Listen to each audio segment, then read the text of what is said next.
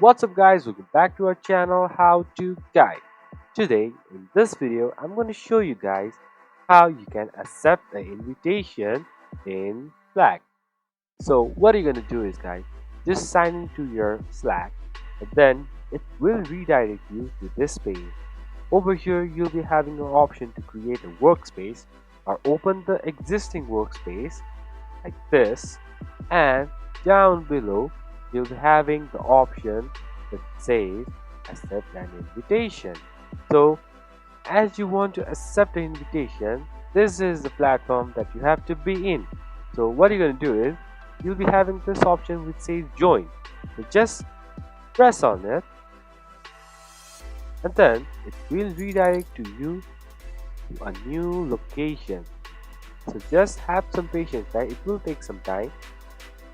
So yeah, that's pretty much guys. This is how you join or accept an invitation that your friend has sent for workspace in Slack.